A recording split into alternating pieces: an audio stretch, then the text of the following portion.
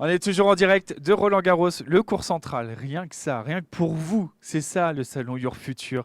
On pense à votre avenir, mais on pense aussi à vous faire plaisir et à vous faire découvrir des lieux qui normalement ne vous sont pas ouverts, ne nous sont même pas ouverts. Et là, vous y avez accès et c'est juste, même pour nous, on est très très gâtés. On va aborder à présent un métier à la pointe des différentes transitions de la société. Il s'agit du métier d'ingénieur. .e. Parce que c'est important de rappeler qu'il nous faut des femmes dans les métiers de l'ingénieur, seulement moins de 30%. Donc allez-y, mesdames, mesdemoiselles. Pour approfondir ce sujet, je suis en compagnie d'Emmanuel Duflot, directeur de l'EPF, l'école d'ingénieurs, et président de la CDFI, conférence des directeurs des écoles françaises d'ingénieurs. J'ai C'est cela. réussi du premier coup. Merci d'être Parfait. avec nous. Bienvenue à Roland-Garros. Merci de m'accueillir, effectivement, dans ce très bel environnement.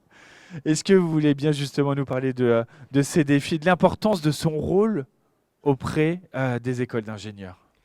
Alors, la CDFI a une grosse expérience dans le domaine de l'ingénierie et des écoles d'ingénieurs, puisqu'en fait, elle représente les écoles d'ingénieurs depuis maintenant une quarantaine d'années. Donc, ça veut dire qu'on a suivi effectivement l'évolution des écoles depuis de nombreuses années. C'est une conférence institutionnelle, voilà, donc qui est à voix de chapitre auprès de l'État, auprès de la communauté européenne, de l'ensemble des institutions, pour porter, je dirais, deux choses. D'abord, être représentant de l'ensemble des écoles d'ingénieurs, notamment, je l'ai déjà dit, auprès du ministère lors des différentes réformes. Et la deuxième mission, et c'est celle que je fais aujourd'hui finalement, c'est de faire la promotion et des écoles d'ingénieurs et du métier d'ingénieur auprès du grand public et surtout auprès des plus jeunes qui ont vocation à nous rejoindre. Justement, les plus jeunes, aujourd'hui, ils sont dans une quête de sens, ils sont dans un monde qui évolue vite. Et on sait que la place de l'ingénieur face aux différentes transitions de la société est très, très importante. Comment les écoles d'ingénieurs, elles s'adaptent à ces nouveaux enjeux de société? Alors je dirais, elles s'adaptent, elles se sont toujours adaptées, puisque finalement le métier d'ingénieur, c'est les écoles d'ingénieurs, et le métier d'ingénieur, c'est devenir les cadres finalement ce sont des cadres, on forme les cadres qui vont former, qui vont concevoir les innovations d'aujourd'hui et de demain. Donc elles ont toujours accompagné toutes les transitions, et notamment aujourd'hui, elles accompagnent, je dirais, tout naturellement toutes les transitions que l'on peut avoir, écologiques, numériques ou énergétiques.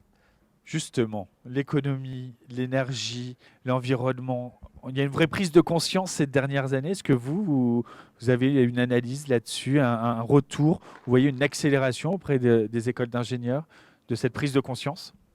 Alors oui, on la vit. Alors on la vit et elle se mesure.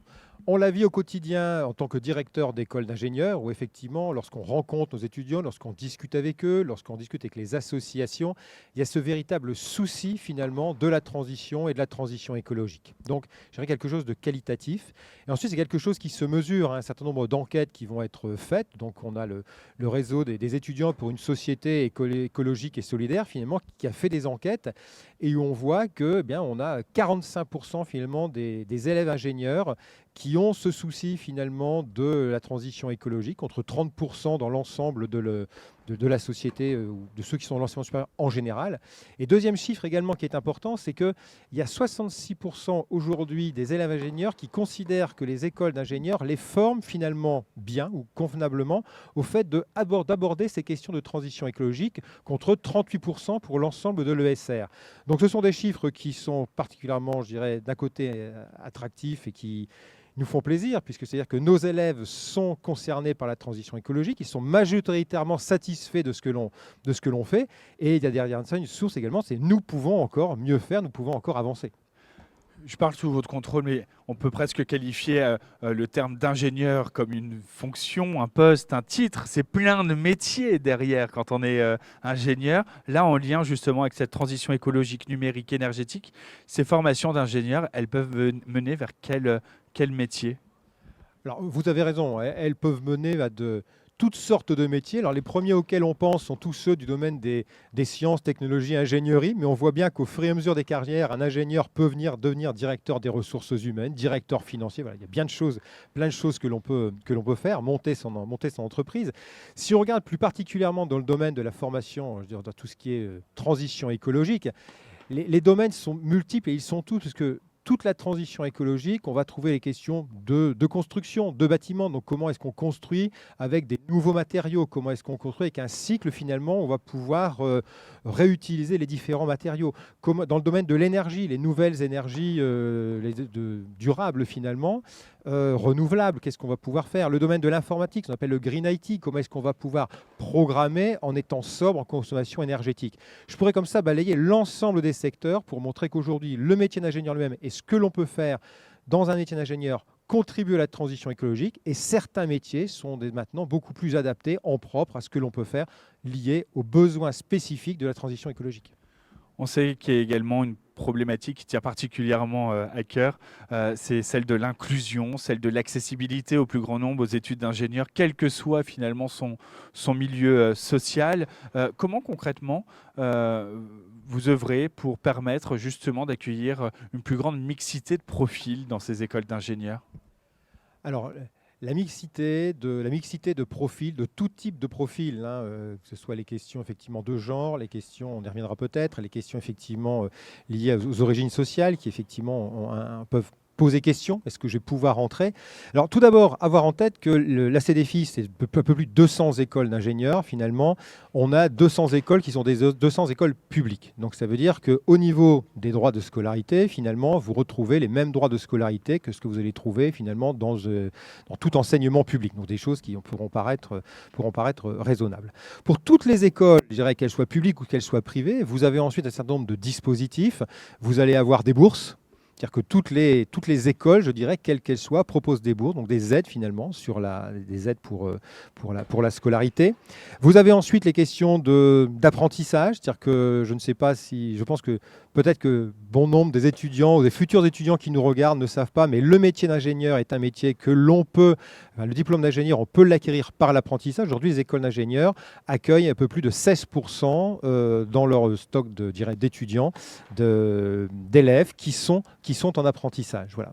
Et ensuite, sur la diversité effectivement que l'on peut avoir, donc derrière ça, il y a le coût finalement le coût de la formation. Se dire également qu'au-delà de l'aide que l'on peut avoir, et ce qui est une question du financement direct, il y a l'environnement, c'est qu'avec plus de 200 écoles d'ingénieurs réparties sur le territoire français, vous pouvez trouver également l'environnement qui va finalement vous permettre d'avoir le coût minimal. On peut faire effectivement des diplômes d'ingénieurs, des études d'ingénieurs dans des grandes villes, on peut venir à Paris, à Lille, d'où je viens initialement, Marseille, mais vous avez plusieurs villes du territoire, sur Troyes, sur Limoges, Saint-Nazaire, qui permettent d'accueillir avec un coût moindre également les études d'ingénieurs. Donc tout un panel de choses qui permettent d'avoir une formation d'ingénieur à coût moindre. Vous parliez de genre, on va parler des femmes, notamment dans ces métiers d'ingénieurs. Il y a une grosse demande, il y a peu de femmes statistiquement qui intègrent ces écoles. Comment on peut les encourager à rejoindre des écoles d'ingénieurs, à se lancer dans cette aventure?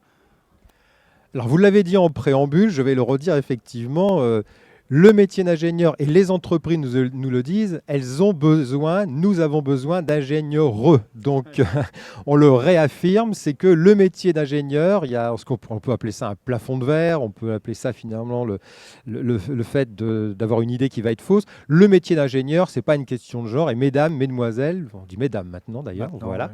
Mesdames, effectivement, le métier d'ingénieur est fait pour vous au même titre que les hommes. Donc on peut le réaffirmer. Dire effectivement que, alors ce que l'on fait, il y a besoin de notre côté d'aller, c'est pas tout de le dire aujourd'hui, c'est de le dire au quotidien pour les convaincre. Donc la CDFI et au travers de la CDFI, l'ensemble de ces écoles, nous avons démultiplié les actions au collège, au lycée pour aller porter cette parole-là, nous et au travers de nos élèves ingénieurs, effectivement, pour porter cette dimension-là. Voilà. Des programmes qui sont nationaux, on peut appeler par exemple Tech pour toutes, pour aller montrer l'exemple finalement d'ingénieurs pour montrer ce que ça peut être.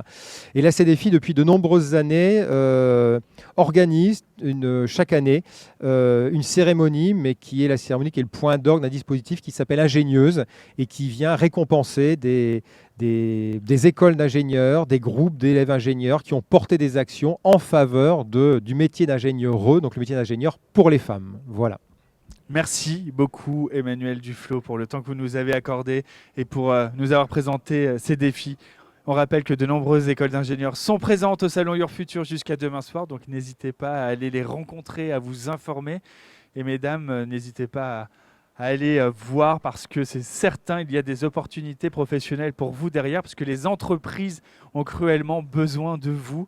Donc si on veut être tranquille et se dire est-ce que j'aurai un job toute ma carrière, on est une école d'ingénieurs et puis on est bien. Merci. C'est sûr. Merci beaucoup. Merci à vous. On se retrouve dans quelques instants, toujours en direct de Roland Garros et Your Future. À tout de suite.